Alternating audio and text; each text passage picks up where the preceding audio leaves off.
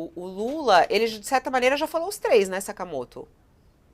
Eu não sei se falou, eu não lembro de falar de genocídio. Agora, crimes de guerra, Falou, Genocídio, ele falou, falou? ele falou falou. Então, genocídio numa solenidade, mas ele não, embora todo mundo intuísse, Não é oficialmente. intuísse que ele estava se referindo a Israel, ele se referiu à guerra. Isso não é mais uma guerra, é um genocídio, não é? Genocídio. Então, ah, tá, sim, você poderia isso, considerar que ele estava falando dos dois lados. Evidentemente, ele estava falando de Israel, mas é Israel. comparável com aquela frase que ele disse no início, logo que o Hamas fez o atentado ali no dia 7.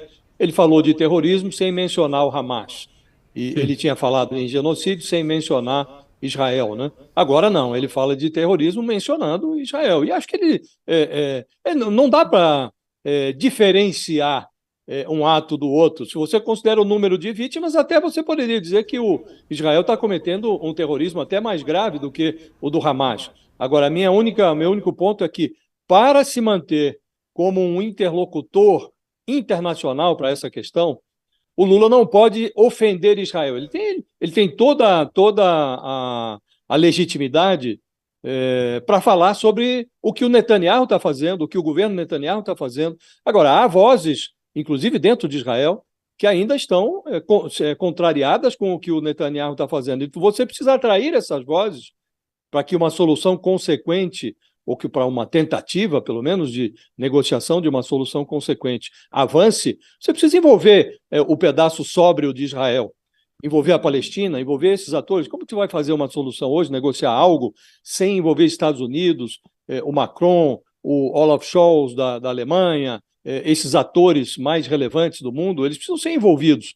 E se você ofende todo o Estado de Israel indiscriminadamente, você se torna parte do conflito. Você faz o que não fez, ou que evitou fazer a representação diplomática brasileira no Conselho de Segurança da ONU, que ficou durante todo o tempo negociando à exaustão uma resolução que acabou não sendo aprovada, mas de forma muito equilibrada, mantendo uma equidistância em relação a todos os lados, e ainda assim não aprovaram a resolução, né?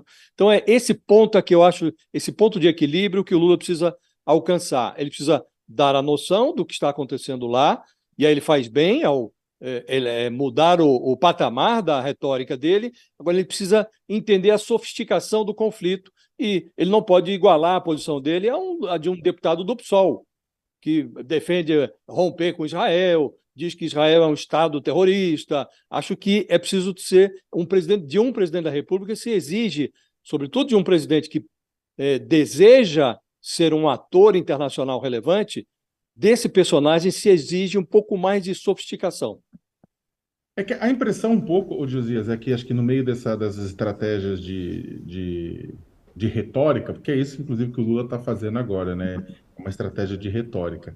Eu acho que, como é que eu havia até comentado, eu não acho que eles vão romper, né? Que nem fez com países, né? Com o governo de esquerda, como a Colômbia, tudo que rompeu relações com Israel, não vai fazer isso. O Brasil não rompeu com o Irã, não vai romper com Israel, eu acredito nisso.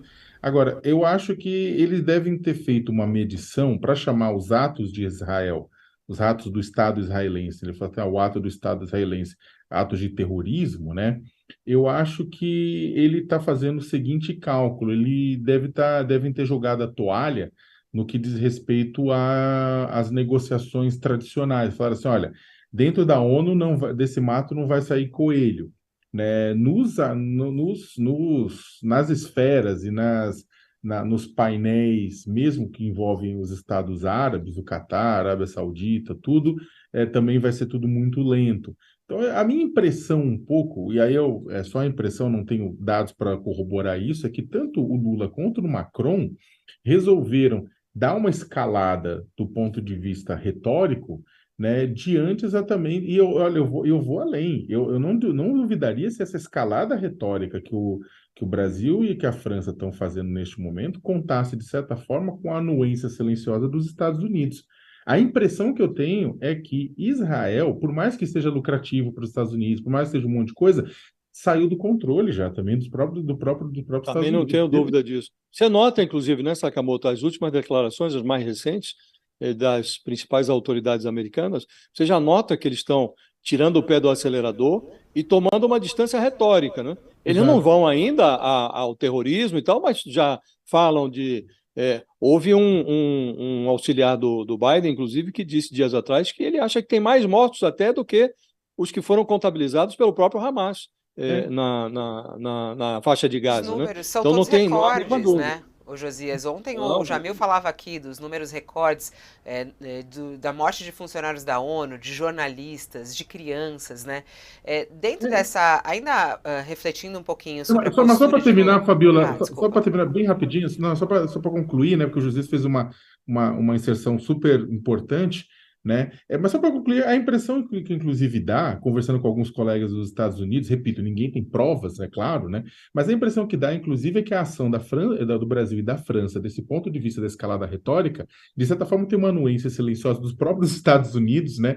Que, na verdade, viu que o negócio saiu um pouco do controle e está dando aquele passo atrás. Então, de certa forma, nesse conjunto e nesse concerto internacional, eu concordo contigo que o Brasil vai ter que dosar bastante, porque ele vai ter que esticar a ponto de pressionar, mas ele não pode esticar tanto a ponto de se isolar, né?